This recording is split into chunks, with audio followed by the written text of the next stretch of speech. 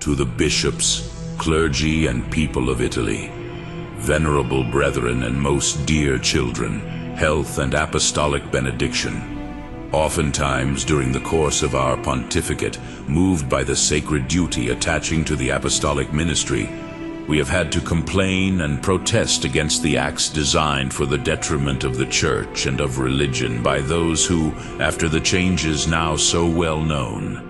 are at the head of public affairs in Italy. It is unpleasant for us again to have to speak upon so serious a matter which fills our soul with profound sadness. We allude to the suppression recently decreed in various districts of the peninsula of so many Catholic institutions. This undeserved and unjust rigor has called forth the reprobation of all honest men, and to our great sorrow, we see that it includes and makes even still more cruel the injuries which now for years past we have had to suffer. Though the facts are well known to you, venerable brethren, we nevertheless deem it opportune to go back upon the origin and necessity of those institutions, which are the fruit of our solicitude and of your devoted care, in order that all may understand the thought that inspired them and the religious end, both moral and charitable, which they had in view. After the downfall of the civil power of the popes, the Catholic Church in Italy was gradually robbed of her elements of life and action, as well as of her native secular influence in public and social life. By a progressive series of systematized oppressions, the monasteries and convents were closed. By the confiscation of ecclesiastical property, the greater part of the patrimony of the Church was taken away. Military service was imposed on the clergy. The freedom of the sacred ministry was shackled by unjust exceptions. Persistent efforts were made to deprive all public institutions of their religious and Christian character. Dissident religions were favored,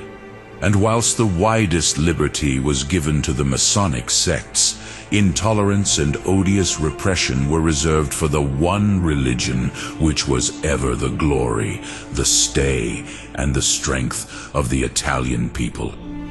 We have never failed to deplore these grave and reiterated outrages. We deplored them on account of the danger to which they exposed our holy religion, and we deplored them too, and we say this from our heart on behalf of our country. For religion is a source of a nation's prosperity and greatness, and the principal foundation of all well-ordered society. Religious feelings raise and ennoble the soul and instill into it notions of justice and honesty. And when they are weakened, men fall away and abandon themselves to their savage instincts and to the pursuit of material interests. The logical outcome of this is bitterness, dissension, depravity, strife, and the disturbance of the public peace. Evils which will find no certain or effective remedy in the severity of the law, the rigors of the courts, or the employment of armed force. In letters addressed to the people of Italy, we have more than once warned those on whom falls the serious responsibility of power, of this natural and necessary connection between religious decadence and the development of the spirit of revolution and disorder. We have also drawn attention to the inevitable progress of socialism and anarchy, and to the endless evil to which they expose the nation. But we were not listened to. Paltry sectarian prejudice seemed to blind the public mind, and the war against religion was continued with unabating energy. Far from any measure of redress being undertaken, a persistent attempt was made in books and the daily papers, in schools and universities, clubs and theaters, to scatter broadcast the seeds of irreligion and immorality, to shatter the principles which give birth in a people to morality and uprightness, and to spread the maxims which have for their result perversion of the mind and corruption of the heart. It was then, venerable brethren, that foreseeing a dark future full of peril for our country, we thought the moment had come for us to raise our voice and say to Italians, "Religion and society are in danger. It is time to unfold all your activity and to meet the evils which threaten you with a solid opposition of word and work, by associations and committees, in the press and at public congresses, by confraternities for mutual charity and prayer. In a word, by every peaceful and lawful means which was calculated to maintain a people's religious spirit and relieve the misery which, ever an evil counselor, had become so deep and general through the shameful economic condition of Italy." Such were our recommendations, several times repeated, and particularly in the two letters which we addressed to the Italian people on October 15th, 1890, and on December 8th, 1892. And here it is gratifying to us to declare that our exhortations fell upon fruitful soil. Through your generous efforts, venerable brethren, and through those of the clergy and of the faithful confided to your care, such happy results followed that we were able to hope for still happier in the near future. Hundreds of associations and committees arose in various parts of Italy, which by their zeal established rural banks, cheap bakeries, night shelters, clubs for recreation, and catechism classes, whilst others had for their object the visitation of the sick, the protection of widows and orphans. There were besides many other charitable institutions which were welcomed with gratitude and blessings by the people, and which received the praise they so well deserved even from the lips of men who belonged to the parties opposed to them. In displaying this praiseworthy Christian activity, Catholics, having nothing to conceal, worked according to their custom in the full light of day, and at the same time kept themselves well within the limits of the law. But alas, then came those ill-fated riots which resulted in so much disorder and bloodshed, and which flung several districts of Italy into mourning. No one suffered more deeply in his heart's depths, no one was more grieved than we at this sad spectacle. We did think, however, that in seeking the secret causes of these riots and civil strifes, those who have the direction of public affairs would recognize the baneful though natural fruit of the evil seed which had been so widely, for so long, and with such impunity, scattered over the peninsula. We thought that tracing effects to their causes and profiting by the sharp lesson they had just received, they would again have recourse to those Christian rules of social organization by the aid of which nations, unless they wish to perish, should reform themselves, and that they would therefore restore to a place of honor those principles of justice, uprightness, and religion from which the material well-being of a people flows. We thought that, at least, in searching for the authors and ringleaders of these riots, ministers would be sure to seek them amongst those who hold Catholic teaching in abhorrence, and who excite in men's minds all lawless desires by naturalism and scientific and political materialism,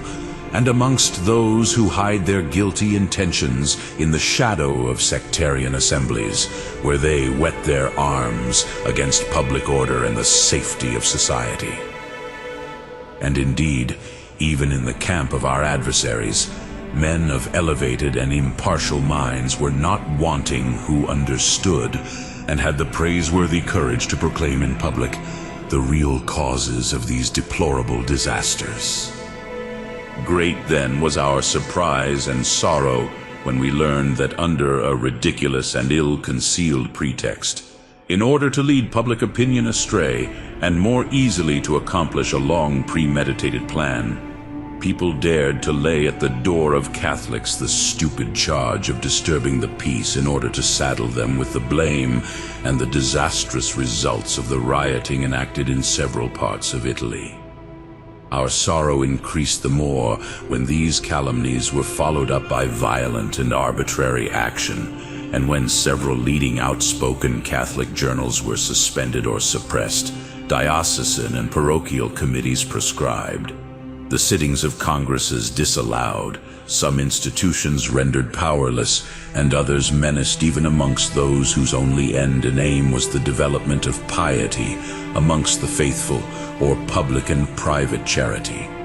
And finally, when numerous inoffensive and useful societies were dissolved, to the destruction, in a few stormy days, of the patient and modest charitable work which had been accomplished during long years by noble minds and generous hearts. In harking back to these excessive and odious measures, the public authorities put themselves at the outset in complete contradiction to their previous professions. For some time past, they had sedulously represented the population of the peninsula as in hearty agreement with themselves in their work of revolution and hostility against the papacy. Now, however, they turn round and belie their former professions by having recourse to exceptional legislation in order to stifle innumerable associations spread throughout Italy for no other reason than their devoted loyalty to the Church and the cause of the Holy See. Such measures strike at the foundations of justice and even at the regulations of existing laws. In virtue of these principles and regulations, it is lawful for Catholics, as for all other citizens, to combine their forces for the promotion of the moral and material well-being of their neighbors, and to devote themselves to practices of piety and religion. It was therefore a most arbitrary proceeding to dissolve so many Catholic charitable societies, which in other countries are allowed to exist peaceful and respected, and that without any proof of their guilt, without any previous examination, and without any documentary evidence which would show their participation in the disorder that had come about. It was also especially insulting to us who had organized and blessed these useful and peaceful associations, and to you also, venerable brethren, who had promoted their development with so much care and watched over their steady progress. Our protection and your vigilance ought to have made them respected and placed them above all suspicion. We can no longer refrain from declaring how pernicious such measures are to the interests of the people, to the social well-being, and the real good of Italy.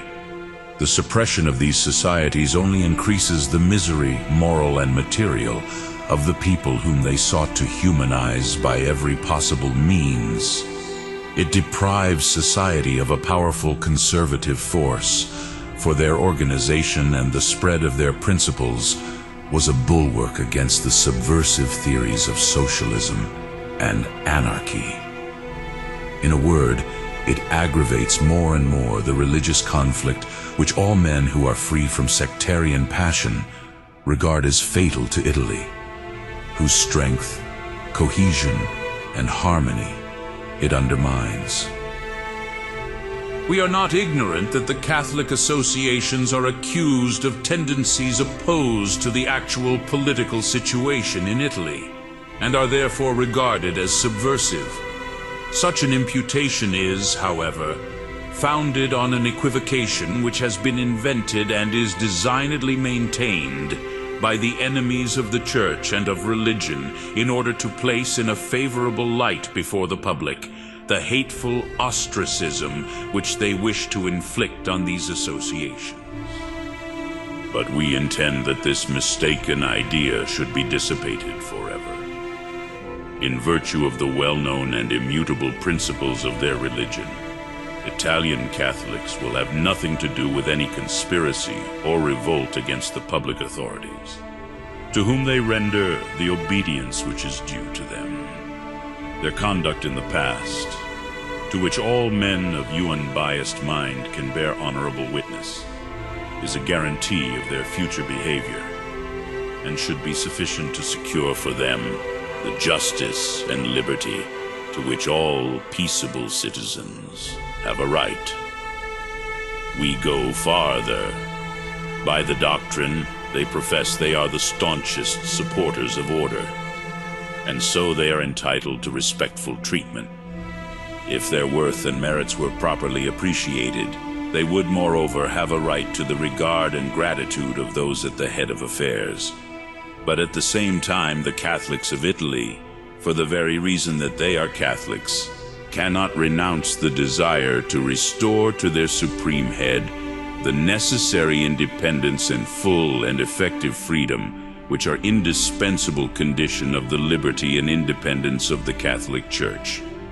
On this point, their sentiments are not to be changed either by threats or violence. They will put up with the present situation of affairs, but so long as it shall, at the instigation of anti-religious sectaries, aim at the downfall of the papacy, they will never be able, without violating their most sacred duties, to uphold it by their adhesion and support. To expect the active cooperation of Catholics for the maintenance of the present order of things would be unreasonable and absurd, for they would then no longer be able to obey the teaching and precepts of the Apostolic See. On the contrary, they would have to act in opposition to that teaching, and to depart from the line of conduct observed by the Catholics of all other nations. This is the reason why, in the present state of affairs, Catholic action, keeping outside politics, concentrates itself upon social and religious work, and looks to raise the people by rendering them obedient to the Church and her head, by shielding them from the perils of socialism and anarchy, by inculcating respect for the principle of authority, and by lightening their load of poverty by the manifold works of Christian charity. How then can Catholics be called enemies of their country, and be confounded with the parties which threaten law and order and the safety of the state? Such calumnies fall to the ground before plain common sense. They rest solely upon the idea that the destiny, unity, and prosperity of the nation consist in the deeds that have been perpetrated to the detriment of the Holy See, and which are deplored by men above suspicion, who have plainly pointed out the error of provoking a conflict with that great institution divinely established in Italy, which was, and will ever be, her special and incomparable glory, that wondrous institution which dominates the course of history and by which Italy has become the successful teacher of nations and the head and heart of Christian civilization. Of what then are Catholics guilty when they long for the end of this long quarrel, which is the source of the greatest injury to Italy in the social, moral, and political order? When they demand a hearing for the fatherly voice of their supreme head, who has so often claimed the reparation which is his due, demonstrating at the same time what incalculable good would result to Italy. No, Italy's real enemies must be sought elsewhere. They must be sought amongst the men who, urged on by the spirit of irreligion and having no hearts to feel for the evils and dangers which menace their country, reject every real and effective solution of present difficulties, and endeavor by guilty designs to protract and increase their bitterness.